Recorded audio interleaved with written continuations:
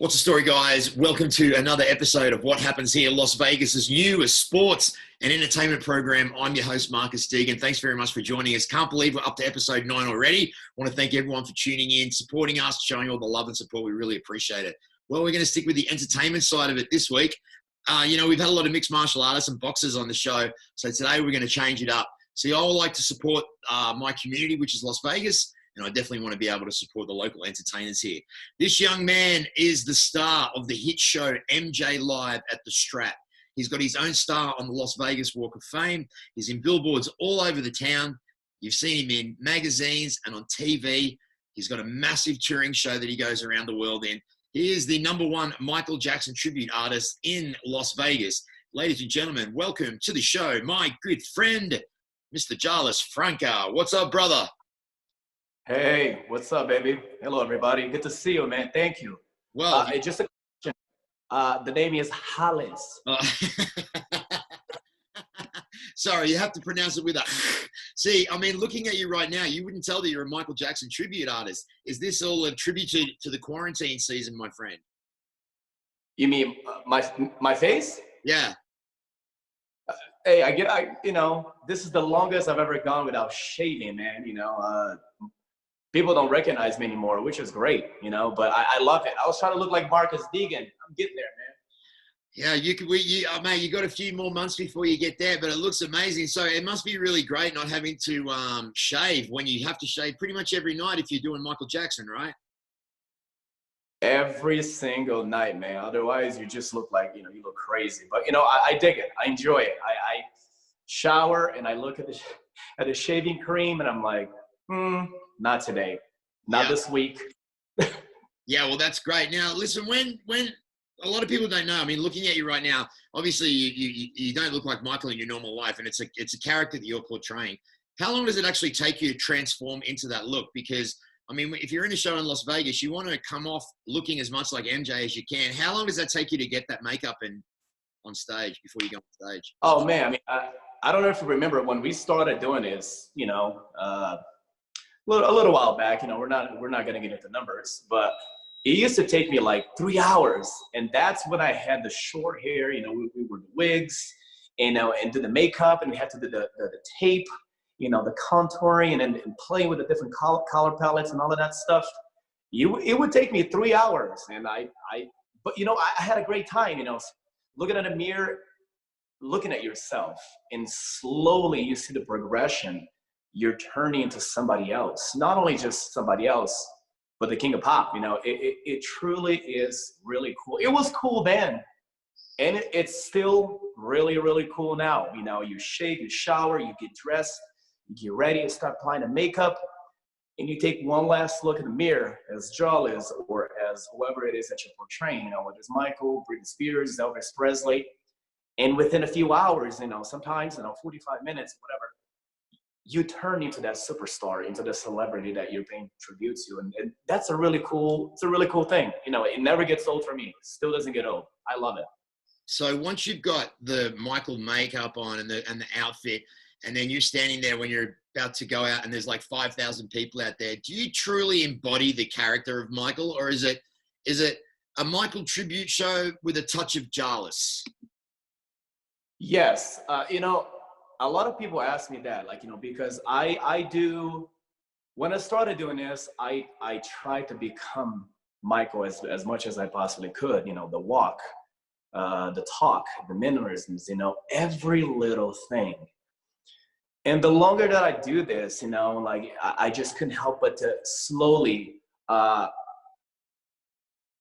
put part of yourself in the show as well, because people, in my humble opinion, I feel like, within years, people want to know who is the performer, who plays Elvis, who plays Michael, who plays Prince, who plays whoever, Yes, we're all fans of those tribute of the celebrities that we're portraying, but, again, in my opinion, people always want to know a little bit about the history of the performer. Because we all know about, the fans, we know about Elvis and Michael and everything else. Those are really easy things to find. You can just Google those facts. But people don't really know about the performers. the people that are wearing the mask, and in my opinion, people ask me questions, about myself, and things that I do, what I like to do, and, your daily life and stuff like this. So I can't help it but to implement and put a little bit of myself, in my performances. But that's just me. Some people like that. Some people don't like that. But, at the end of the day, it's really up to the performer how he or she wants to pay tribute to that person. And again, this is another thing, like we're tribute artists, impersonators, two different things, by the way. A lot of people don't know that. Yeah, just what's the difference between that for those people? An impersonator is somebody who dresses like that celebrity. You dress, you do the makeup, you do the hair, you have the costume, and you do, and that's what you do. Now, a tribute artist, it's kind of like you graduate. Not only you look like that person physically, with the hair, the makeup, and the costumes, and everything is on point, but you sing, you dance, you play the instruments, you're paying tribute to the best of your ability. A lot of people are like, hey, but you don't sound like Michael, you don't look like Elvis, you're too tall, you're too thin, you're too this, you're too muscular. And we pay tribute. That's what we do. And I never walk around saying, hey, I'm the photocopy of Michael Jackson, because no one is. Nobody is. We're all impersonators and tribute artists, and we're just paying tribute to the celebrity and the person that we love and the most. And we just want to, share the love and keep the legacy alive, but I feel like people would just really look at the negatives instead of looking at the positive, you know what I mean? And listen, no one is going to be Michael. No one is going to be Elvis. No one is going to be Prince. We just do it out of love to keep the legacy alive, to keep the love going. And that's just my opinion.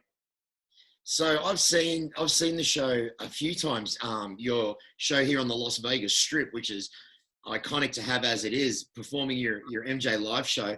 And then, you get a great crowd in there. Every night I've been in there, it's always been sold out. You also have a touring show that you do outside when you're not performing at the Strat. How does that differ from the MJ live show, the MJ Legend show? You talk about the shows that I do outside MJ Live? Yeah, when you're on the road touring, how does that differ from? Is the touring show different than the Vegas show? No, I don't think it's different. Other than it's still a tribute to Michael Jackson. We still have dancers. We still dance and do all of this stuff that we do with the other show. Touring, it's in a smaller scale, should I say?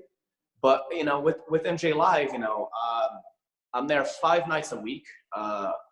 They wanted me to do more, but I'm like, it was too much, performing 5 nights a week. I do Sundays through Thursdays. And then on the weekends, we most of the time we tour, we hit a different state, a different city. Yeah. So physically it gets pretty demanding, man, Yeah. And listen, and when he says that, he means that, because I've seen the show and it's pretty much Jalles performs from the beginning right to the very end, where he does all the great songs that Michael performed, but he sings live and he also dances with the choreography and puts his own flair on it. Now, the good part about the MJ Live show is, and I've seen this personally because I've had to wait, is that after the show you meet and greet all of your fans. I've seen you stand there for 2 hours. 2 hours and say hello to every single fan and take a picture and have a little chat with them. A lot of artists don't do that. What gives you, why do you do that? Why do you put so much into your fans? Simple, man, because it's all about the fans. Yeah. Performance, understand that, man. It's not about you. It's not about me. It's not about the performer. It never is. It never has. It's about the fans. I think it's funny, like artists nowadays, they'll fight so much to get to that point, to get to that stardom, to become a big star or a star. And when they get there and you get fans and you get people asking you for autographs and asking you for attention, whatever attention might that be, whether it's social media, whether they want you to sign something, and then people get annoyed. And I get it. It's like it comes with the job, when you become a performer, whether you're a little performer or a huge performer like Michael, you're not going to have a lot of privacy. The bigger you get, the less privacy you're gonna get. It's simple as that. And I've seen people get, you know, frustrated, and I'm sure it gets, you know, imagine being that famous where you can't go anywhere like Michael and, you know, like those big celebrities, and you have no life. I couldn't do that. Yeah. You know, it'd be really hard, you know. But again, to answer your question, man, you know, I do that because, and to be honest with you, like that's one of the funnest parts about a gig, you know, it's getting to know the fans, you know. Right. And when I say fans, a lot of people disagree with me, man. I don't have fans. They're all Michael Jackson fans. I appreciate the love and the support, but it's not about Jalles. It's not about so-and-so. It's not about the impersonator. It's not about the, you know, a lot of, as you know, because I know you know, a lot of these guys get a lot of, you know, get a big head. And it's like, look, man, you got to be humble. You know, you got to treat people how you want to be treated. You got to show love and respect. And it's all about the fans. Without the fans, you wouldn't be there. Nobody would be there. The musicians, the dancers, the star, the lighting. 2 hours, brother. 2 hours. I mean, I haven't heard of anyone that does that. That's a long time, man. That's mad respect for you there, bro. Again, you know, I enjoy getting to know the people that have love for Michael. I enjoy getting to know the people that share the same love that I do, that I have for Michael Jackson. You know what I mean? I see a lot of performance. Click, thank you, sign, next. To me, that's not a meet and greet. You know, I've had quickies that were, you know, longer than that, should I say? Sorry, you say that here? My bad. Yeah, you can say whatever you want here, brother.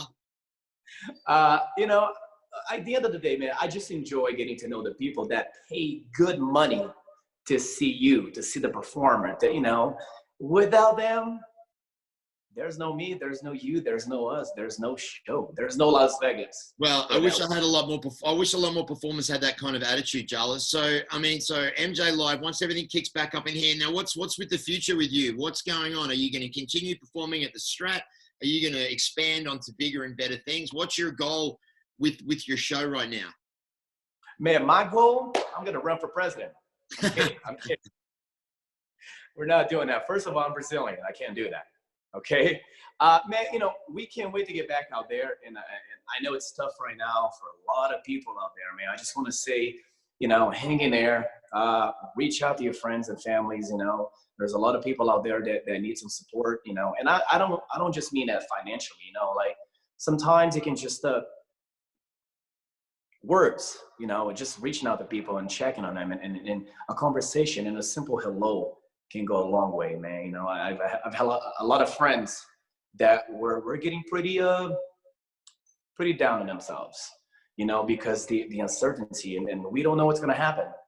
You know, it truly makes you appreciate life and the little things in life when everything is basically taken away from you and it's not your fault.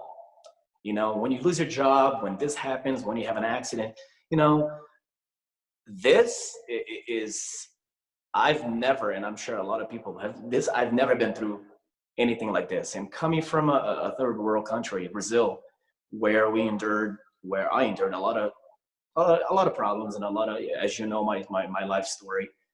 This is something I never thought I would experience something like that in my life. And I'm sure a lot of people wouldn't, you know. Hang in there, you know, pray. I believe in God a lot. You know, I've been in positions where I had nothing but God, and God pulled me through. Sometimes you have to lose everything and not have nothing. Just hit rock bottom. The only way you're gonna look up is up, and then pray, believe in yourself, keep pushing through.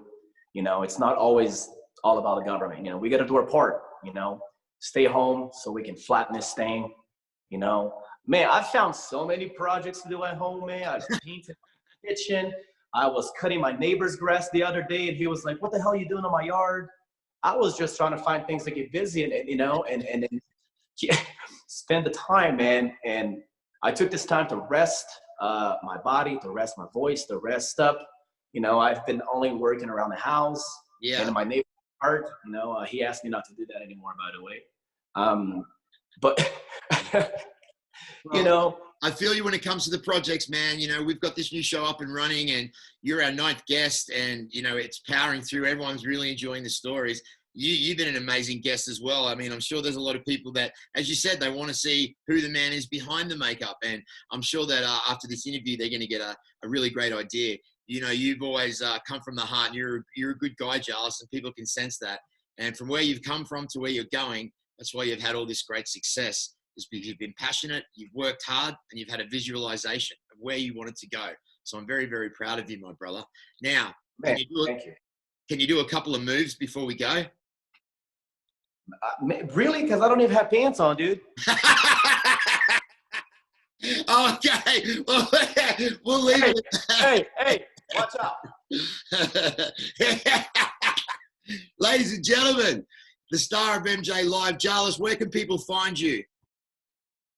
Hey, man, you can find me. I got Facebook. My official and only Facebook is Jalles Franca as MJ the Legend. I'm going to put that right here on top of Jalles right here. That's right. And my Instagram, my only unofficial Instagram is at MJ the Legend _. And I wanted to say, Marcus, I'm proud of you. I'm proud of what you've done. You're a huge star in this town, man. I've been friends with you for so many years. You're one of my dearest friends. I love you. Congratulations on all the success. Congratulations on the life that you've acquired and everything that you've done, man. You're a superstar, and I'm so blessed and honored to know you, man. Thank you so very much. Ladies and gentlemen, MJ Live's own Jalles Franca. Thank you, brother. Love you all, man. Stay well, everybody. Woo! Hey guys, Marcus here. Today's episode was proudly sponsored by Team Guilty Clothing, Conquered Apparel, Rise Fight Gear, Molcata Clothing Wear. How could we forget Fit Guru Fight Retreats in Las Vegas? Of course, Wildcats for all your cannabis needs. And of course, Baller Balm for when your beer needs to be money. Today's episode was fueled by Proper 12, the finest, the tastiest liquid gold on the planet.